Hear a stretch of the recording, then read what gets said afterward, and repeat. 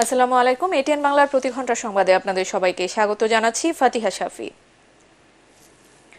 বৈষম্য বিরোধী ছাত্র আন্দোলন চলাকালে রাজধানীতে দায়ের করা সব মিথ্যা মামলা কালকের মধ্যে এবং 31শে আগস্টের মধ্যে সারা দেশের মামলা প্রত্যাহার করা হবে বলে জানিয়েছেন আইন উপদেষ্টা ডক্টর আসিফ নজরুল। সচিবালয়ে সাংবাদিকদের এক ব্রিফিংয়ে আইন উপদেষ্টা এসব কথা বলেন। এ সময় তিনি সরকারের আগামী সংস্কার কর্মসূচি প্রসঙ্গেও জানান। আইন উপদেষ্টা বলেন, সাবেক প্রধানমন্ত্রী শেখ হাসিনা সহ ছাত্র জনতার আন্দোলনে হত্যার হুমকিদাতাদের আন্তর্জাতিক অপরাধ ট্রাইব্যুনালে বিচার করা হবে। আলোচিত টর্চার সেল আয়নাঘরে গুম খুনের শিকার ব্যক্তিদের পরিবার চাইলেও আন্তর্জাতিক অপরাধ ট্রাইব্যুনালে অভিযোগ করতে পারবেন। সেই সাথে সাংবাদিক দম্পতি সাগর রুনি হত্যাকাণ্ডের বিচার নিশ্চিত করার কথাও জানান তিনি। আগামী 10 কর্মদিবসের মধ্যে বিচার বিভাগে কর্মরতদের সম্পদের হিসাব দাখিলের নির্দেশও দেন আইন উপদেষ্টা।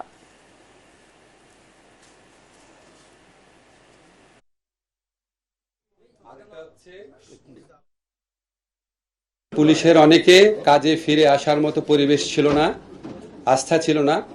এটা জাস্ট গতকাল থেকে ওনারা প্রায় ফুললি ফাংশনাল হয়েছেন, এই জন্য একটু টাইম লাগছে। তো আমরা আশা করছি এই বৃহস্পতিবারের মধ্যে ঢাকা শহরে যে মিথ্যা এবং হয়রানিমূলক মামলা হয়েছিল সেগুলি প্রত্যাহার সম্পন্ন হবে এবং ইনশাআল্লাহ 31 আগস্টের মধ্যে সারা দেশে, জুলাই গণহত্যা বলতে আমি অগাস্টের প্রথম 5 দিনের গণহত্যার কথা বোঝাচ্ছি, এটার জন্য দায়ী যে ব্যক্তিবর্গ আছেন ওনাদের বিচারের জন্য আন্তর্জাতিক অপরাধ ট্রাইব্যুনালে ওনাদের বিচারের জন্য আমরা ইতিমধ্যে একটা ছোটোখাটো গবেষণা মতো করে দেখেছি এই আইনের অধীনে এই হত্যাকাণ্ডের সাথে জড়িত ব্যক্তিরা এবং যারা আদেশ দিয়েছেন, বিভিন্নভাবে সহযোগিতা করেছেন, তাদের সকলকে বিচারের আওতায় আনা সম্ভব। কোটা সংস্কার ও এক দফার ছাত্র আন্দোলন ঘিরে প্রায় 1 মাস বন্ধ থাকা দেশের সব প্রাথমিক বিদ্যালয় খুলেছে আজ। এক বিজ্ঞপ্তিতে প্রাথমিক ও গণশিক্ষা মন্ত্রণালয়ের আওতাধীন সব সরকারি প্রাথমিক বিদ্যালয়, শিশু কল্যাণ প্রাথমিক বিদ্যালয় ও উপানুষ্ঠিক শিক্ষা ব্যুরো লার্নিং সেন্টারগুলোকে পুরোদমে শ্রেণী কার্যক্রম চালুর নির্দেশ দেওয়া হয়েছে।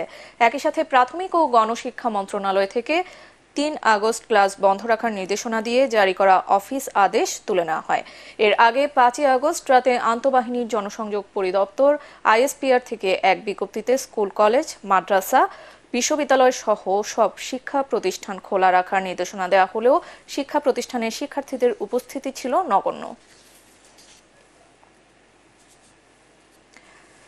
সাবেক আইনমন্ত্রী আনিসুল হক ও সাবেক প্রধানমন্ত্রী শেখ হাসিনার বেসরকারি শিল্প ও বিনিয়োগ উপদেষ্টা সালমান এফ রহমানকে রাজধানীর মিন্টো রোডের ডিবি কার্যালয়ে নেওয়া হয়েছে। মঙ্গলবার গ্রেপ্তারের পর মধ্যরাতে তাদেরকে ডিবি কার্যালয়ে নেওয়া হয়। এর আগে রাজধানীর সদরঘাট থেকে তাদেরকে আটক করা হয় বলে জানান DMP commissioner Mainul Hasan. Police তাদেরকে ডিবির হাতে সোপর্দ করে। গেল 16 জুলাই বৈষম্য বিরোধী ছাত্র আন্দোলনের কর্মসূচি চলাকালে ঢাকা কলেজের সামনে সংঘর্ষে 2 জন নিহতের ঘটনায় নিউ মার্কেট থানায় 2টি হত্যা মামলার ইন্ধনদাতা হিসেবে 2 জনকে গ্রেপ্তার করা হয়েছে বলে জানিয়েছে পুলিশ।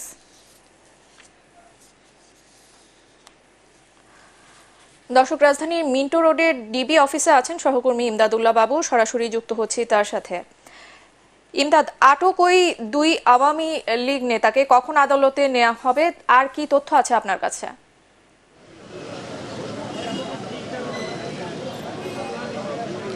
ফাতিহা, আপনি জানেন যে গতকালকে কিন্তু আনিসুল হক এবং সালমান এফ রহমান তাকে কিন্তু গ্রেপ্তার করা হয়েছে এবং গ্রেপ্তারের পরে সদরঘাট এলাকা থেকে তাকে কিন্তু আমরা যতটুকু জানতে পেরেছি নিয়ে আসা হয়েছে ডিবি কার্যালয়ে।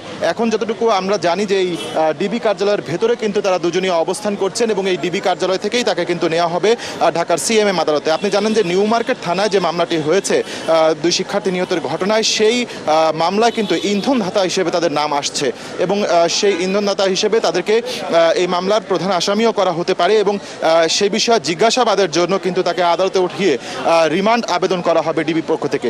তবে আমরা চেষ্টা করেছিলাম ডিবি প্রধানের সাথে, যিনি এখন আছেন নতুন প্রধান আশরাফুল ইসলাম, তার সাথে আমরা কিন্তু চেষ্টা করেছিলাম কথা বলার, কিন্তু তিনি কোনো কথা বলতে এই বিষয়ে রাজি হননি। এখানে আমরা যতটুকু জানতে পেরেছি যে দুপুর 1:30টার দিকে এখান থেকে তাকে বের করে আদালতে নেওয়া হতে পারে এবং সেখানে কিন্তু সিএমএম আদালতে তার রিমান্ড চাওয়া হবে। তো এখন যেটি হচ্ছে যে এরকম ডিবি কার্যালয়ে আরও কোনো নেতা আছে হয়েছেন কিনা বা আরও কাউকে গ্রেপ্তার করা হয়েছে না এমন কোনো তথ্য কিন্তু আমরা জানতে পারছি না, কারণ সদ্য কিন্তু পুলিশের যে বিভিন্ন বাহিনী রয়েছে, বিভিন্ন ইউনিট রয়েছে, সেখানে কিন্তু অনেক বদলি হয়েছে আপনি জানেন। সেই বদলির কারণে কিন্তু অনেক কর্মকর্তারা এখন নতুন এসেছেন, দায়িত্ব বুঝে নিতে পারেননি, আবার কেউ কেউ আসছেন দায়িত্ব বুঝে নিচ্ছেন। এমন পরিবর্তিত পরিস্থিতিতে আসলে অনেক তথ্যই কিন্তু পাওয়া খুব কষ্টকর হয়ে দাঁড়িয়েছে। তারপরেও আমরা চেষ্টা করছি যে ক্ষণে ক্ষণে যেই তথ্যটি আমরা পাচ্ছি সেটি আপনার মাধ্যমে আমাদের দর্শককে জানিয়ে দেওয়ার জন্য, যেটি হচ্ছে যে এখন এই যে ডিবি কার্যালয়টি রয়েছে সেই কার্যালয়ের ভেতরে আসলে কাউকেই কিন্তু প্রবেশ করতে দেওয়া হচ্ছে না। গণমাধ্যম কর্মীদেরকে আগে যেভাবে ব্রিফিং করা হতো বা জানানো হতো সেরকম কিন্তু কোনো ব্রিফিং বা জানিয়ে দেওয়ার যে প্রবণতা সেটিও কিন্তু আমরা লক্ষ্য করতে পারছি না। আমরা সকাল থেকে কিন্তু এখানে ডিবি কার্যালয়ের সামনের গেটে দাঁড়িয়ে আছি যে এ বিষয়ে আমরা কোনো তথ্য বা বক্তব্য পুলিশের পক্ষ থেকে পাওয়া যায় কিনা সেটি কিন্তু চেষ্টা করে চলেছি আমরা, কিন্তু সে বিষয়ে পুলিশ বা আইন শৃঙ্খলা রক্ষাকারী বাহিনীর পক্ষ থেকে কোনো রকমের তথ্য জানানো হচ্ছে না। তবে যেটি আমরা জানতে পেরেছি যে 1:30টার দিকে এখান থেকে তাদের দুজনকেই কড়া পুলিশি প্রহরায় কিন্তু এখান থেকে সিএমও আদালতে নেওয়া হবে। তো ফাতিহা, এই ছিল ডিবি কার্যালয়ের গেটের সামনে থেকে আমার কাছে সর্বশেষ তথ্য। ইমদাদ, ধন্যবাদ আপনাকে। এদিকে সাবেক স্বরাষ্ট্রমন্ত্রী ও মোহাম্মদপুর থানার একটি হত্যা মামলার আসামি আসাদুজ্জামান খান কামাল অবস্থান করছেন এমন খবরে পুরান ঢাকার গ্যান্ডারিয়ায় একটি বাড়ি ঘেরাও করে রাতভর বিক্ষোভ করেছে স্থানীয় ছাত্র জনতা। রাত 12:30 থেকে বাড়িটি ঘিরে রাখা হয়। 2:30টার দিকে সেখানে যায় সেনাবাহিনীর সদস্যরা। তারা বাড়ির ভেতরে ঢুকে তল্লাশি করে জানায় সেখানে আসাদুজ্জামান খান কামাল নেই। প্রত্যক্ষদর্শীরা জানিয়েছেন ওই ভবন এবং তার পাশের কয়েকটি বাড়িতেও তল্লাশি চালিয়েছে সেনাবাহিনী। রাজনৈতিক পট পরিবর্তন ও আওয়ামী লীগ সরকারের পতনের পর সীমান্তের নিরাপত্তা কঠোর করতে চায় ভারত। এ বিষয়ে আলোচনা করতে কোচবিহার জেলার চ্যাংড়াবান্ধা সীমান্তে সমন্বয় বৈঠক করলেন বিএসএফ ও বিজিবির উচ্চপদস্থ কর্তারা। বৈঠকে যোগ দিতে মঙ্গলবার চ্যাংড়াবান্ধা ইমিগ্রেশন চেকপোস্ট দিয়ে ভারতে যান বিজিবির 7 সদস্যের প্রতিনিধি দল। চ্যাংড়াবান্ধা সীমান্তের বিএসএফ ক্যাম্পে অনুষ্ঠিত বৈঠকে বিএসএফ এর জলপাইগুড়ি সেক্টরের ডিআইজি ব্রিগেডিয়ার রাজীব গৌতম ও রংপুর সেক্টরের কমান্ডার কর্নেল মমিনুর রশিদের উপস্থিতিতে ফলপ্রসূ আলোচনা হয় বলে জানান বিজিবির কর্মকর্তারা।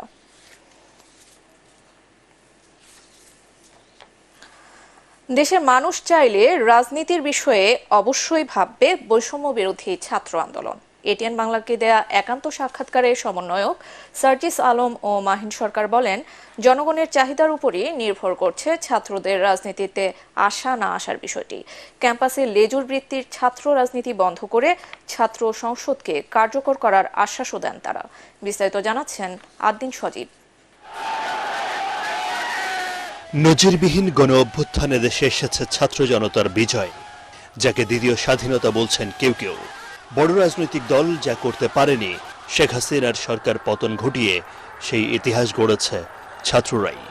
প্রশ্ন উঠেছে, বৈষম্য বিরোধী ছাত্র আন্দোলন কি তাহলে রাজনীতিতে আসছে? আমরা এটা কখনোই বলবো না রাজনীতির প্রয়োজন নেই। একটি দেশের পলিসি মেকাররা যারা সংসদে বসে আসলে পলিসি মেক করে তারা কিন্তু রাজনীতিবিদ এক একজন। তাহলে এই তরুণ প্রজন্মকেই তো ওটির দায়িত্ব নিতে হবে।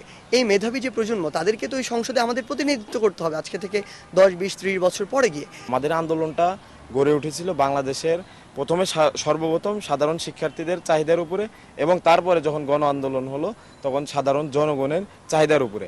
আমরা কোনো কিছু তাদের উপর চাপিয়ে দেয়নি যে আমরা এটা করতে চাই বলে আপনারা করছেন, তা কিন্তু তারা করেননি। যদি কখনো বাংলাদেশের মানুষ চায় যে হ্যাঁ ছাত্ররাই এই বাংলাদেশের রাজনীতির সবচেয়ে বড় স্টেক হোল্ডার, তবে আমরা সেটি নিয়ে অবশ্যই ভাববো এবং সেটি নিয়ে আমাদের পরিকল্পনা রয়েছে। ছাত্র আন্দোলনের সমন্বয়ক সার্জিস আলম বলেন, পরিবর্তিত প্রেক্ষাপটে সুস্থ রাজনীতির প্রয়োজন আছে, তবে ক্যাম্পাসে লেজুর বৃত্তির রাজনীতি আর নয়। এখন দরকার কার্যকর ছাত্র সংসদ। বিগত বছরগুলোতে আমরা যে লেজুর ভিত্তিক ছাত্র রাজনীতি দেখেছি এটি কোনো রাজনীতির কাতারে পড়ে না। এটি হচ্ছে নিজের ব্যক্তিত্বকে নষ্ট করে ফেলার একটি আস্ত কারখানা। এই ক্যাম্পাসগুলোতে আসলে নির্বাচনের মাধ্যমে, আমরা যেটাকে ছাত্র সংসদ বলে থাকি, সরাসরি স্টুডেন্টরা ভোট দিয়ে তাদের প্রতিনিধি নির্বাচিত করবে, শিক্ষার্থীদের প্রতিনিধিত্ব করতে পারবে, তাদের প্রয়োজন মতো কাজ করতে পারবে, এক সময় তারা দেশে প্রতিনিধিত্ব করতে পারবে। এই ছাত্র রাজনীতির মাধ্যমে কিন্তু জাতীয় রাজনীতিতে আমরা কোনো প্রফিট পাচ্ছি না। ছাত্র রাজনীতি দিন শেষে ফ্যাসিস্টদের একটা ক্যাডার বাহিনী ছাড়া আর কিচ্ছু হচ্ছে না। তো এই কারণে পুরো বাংলাদেশ এখন আমাদের দিকে তাকিয়ে আছে যে আমরা ছাত্র রাজনীতির ব্যাপারে কি অবস্থান নেব। আমি বাংলাদেশের ছাত্র সমাজের উদ্দেশ্যে বলতে চাই, আপনারা যেটি চান সেটাই কার্যকর হবে। ছাত্র আন্দোলনের এই সমন্বয়করা মনে করেন, দেশ গঠনে বড় রাজনীতিকদের পাশাপাশি তরুণরাই সক্রিয় ভূমিকা রাখবে আগামীর বাংলাদেশে। আদ্দিন সজীব, এটিএন বাংলা, ঢাকা। ক্যাম্পাসে সুষ্ঠু ধারার রাজনীতি ফিরিয়ে আনতে ডাকসু সহ সব ছাত্র সংসদ চালুর পক্ষে মত দিয়েছেন ডাকসুর সাবেক ভিপি মাহমুদুর রহমান মান্না ও সাবেক জিএস খায়রুল কবির খোকন। সব বিশ্ববিদ্যালয় হলগুলো খুলে দিয়ে হল সংসদ নির্বাচনের প্রক্রিয়া শুরু করা উচিত বলে মনে করেন তারা বলেন, আর কোনোভাবেই ছাত্র রাজনীতিকে কলুষিত হতে দেওয়া যাবে না। মিজান শাহজাহানের রিপোর্ট।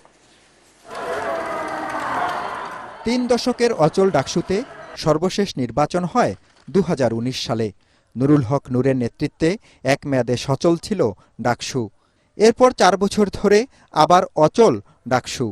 গত বছরের 7ই নভেম্বর ঢাকা বিশ্ববিদ্যালয়ের উপাচার্য হিসাবে দায়িত্ব নিয়ে এএসএম মাকসুদ কামাল এটিএন বাংলাকে বলেছিলেন, ডাকসু নির্বাচনের ব্যাপারে বিশ্ববিদ্যালয় প্রশাসন নয়, সিদ্ধান্ত আসতে হবে সরকার থেকে। একটি নির্দিষ্ট সময়ে আমরা ডাকসু নির্বাচন দিতে চাই। 1990 সালে ডাকসুর জিএস নির্বাচিত হন খায়রুল কবির খোকন। তিনি বলেন, শিক্ষার্থীরা ঐক্যবদ্ধ হতে পেরেছিল বলেই 90 সালে পতন হয় স্বৈরাচারী এরশাদের। দীর্ঘ 9 বছর একটা স্বৈরাচারের বিরুদ্ধে আন্দোলন করে আমাদের কাঙ্ক্ষিত প্রত্যাশিত সেই গণতন্ত্র আমরা উদ্ধার করেছি। আমরা সেই জনগণের সরকার প্রতিষ্ঠা হবে এবং গণতন্ত্র প্রাতিষ্ঠানিক রূপ পাবে। আর এই দেশে কোনো সামরিক জান্তা, কোনো অবৈধ অপশক্তি রাষ্ট্রীয় ক্ষমতা দখল করবে না। মানুষের যে আকাঙ্ক্ষা, গণতান্ত্রিকভাবে দেশ পরিচালিত হবে। বিশ্বের মানচিত্রে বাংলাদেশটা একটি উন্নত জাতি হিসেবে, শিক্ষিত জাতি হিসেবে প্রতিষ্ঠিত লাভ করবে। কিন্তু আমাদের দুর্ভাগ্য যে সেটা আমরা কন্টিনিউ করতে পারিনি। 79-80, 80-81 পরপর 2 বার ডাকসুর ভিপি ছিলেন মাহমুদুর রহমান মান্না। তিনি বলেন, ডাকসু সহ সব ছাত্র সংসদে নির্বাচনের পরিবেশ তৈরি করতে হবে। ভিপি দিয়ে একটা সমাজসেবা সম্পাদক দিয়ে বাকিগুলো কেড়ে নিয়ে গেল।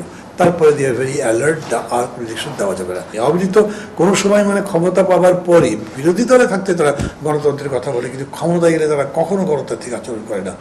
বিএনপি আওয়ামী লীগের মতো অত বড় দক্ষতার সাথে স্বৈরাচারী হতে পারেনি, কিন্তু তারাও স্বৈরাচারী আচরণ করেছে। এখন তারা যদি ভালো মানুষ হয়ে যায় তাহলে ভালো। তবে ক্যাম্পাসে ছাত্র শিক্ষক রাজনীতি বন্ধের পক্ষে নন নাগরিক ঐক্যের সভাপতি মাহমুদুর রহমান মান্না ও বিএনপির যুগ্ম মহাসচিব খায়রুল কবির খোকন। সেই পরিবর্তে ছাত্ররা অবশ্যই থাকতে হবে। ছাত্ররা কোনো পিছুটান থাকে না, তারা নিঃস্বার্থভাবে কাজ করে। ঢাকা বিশ্ববিদ্যালয়ের বটতলা ও অপরাজেয় বাংলা মুক্তিযুদ্ধকালীন অসংখ্য গণতান্ত্রিক আন্দোলনের উজ্জ্বল সাক্ষী। 52 ভাষা আন্দোলন, 62 শিক্ষা আন্দোলন, 69-এর গণঅভ্যুত্থান, 90-এর স্বৈরাচার বিরোধী আন্দোলন ও 2024-এর বৈষম্য বিরোধী আন্দোলন, সবকটি আন্দোলনের মূলে কাজ করেছে এদেশের ছাত্র সমাজ, সাধারণ শিক্ষার্থীরা। তারা বলছেন, শিক্ষার্থীরা আর কোনো রাজনৈতিক দলের ক্রিয়ানক হিসাবে কাজ করতে চান না। তাই ডাকসু সহ দেশের সব ছাত্র সংসদ নির্বাচন অবিলম্বে দেওয়ার দাবি তাদের। মিজান শাহজাহান, এটিএন বাংলা, ঢাকা বিশ্ববিদ্যালয়। 11 দিন পর চালু হলো খুলনা বেনাপোল মোংলা কমিউটার ট্রেন চলাচল। বৈষম্য বিরোধী ছাত্র আন্দোলন চলাকালে সহিংসতার আশঙ্কায় 18 জুলাই থেকে বন্ধ ছিল Khulna Benapole commuter train Betna express চলাচল। 1 আগস্ট তা চালু হলেও 2 দিন পর ফের বন্ধ করে দেয় কর্তৃপক্ষ। আজ তা আবার চালু হলো। বেনাপোলের স্টেশন মাস্টার সাইদুজ্জামান জানান, 235 জন যাত্রী নিয়ে ট্রেনটি সকাল 6টা 15 মিনিটে খুলনার দিক থেকে ছেড়ে যায়। 8:30টার দিকে বেনাপোলে পৌঁছায়।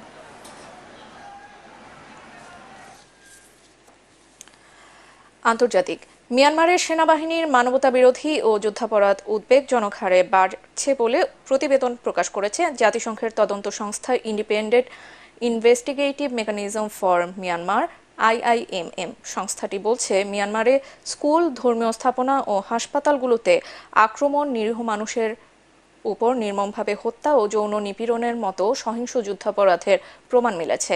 IIMM এর প্রধান নিকোলাস কুমজিয়ান বলেন, গেল 6 মাসে দেশটিতে 30 লাখের বেশি মানুষকে তাদের ঘরবাড়ি ছেড়ে পালিয়ে যেতে বাধ্য করেছে সেনাবাহিনী। এছাড়াও ব্যাপক হারে সরকার বিরোধীদের আটক এবং নির্যাতনের তথ্য পেয়েছে তারা। তবে এ প্রতিবেদনের বিষয়ে এখনও কোনো মন্তব্য করেনি মিয়ানমার সেনাবাহিনী। খেলার খবর, কলম্বাস ক্রুর কাছে হেরে লিগস কাপের কোয়ার্টার ফাইনাল থেকে বিদায় নিল বর্তমান চ্যাম্পিয়ন ইন্টার মায়ামি। ওহিওতে মেসির মায়ামিকে 3-2 গোলে হারিয়েছে কলম্বাস ক্রু।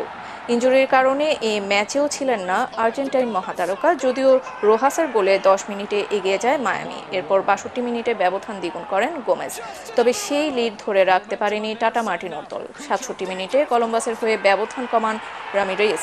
এরপর দিয়াগো রসি 69 আর 80 মিনিটে জোড়া গোল করে বিদায় করে দেয় ইন্টার মায়ামিকে।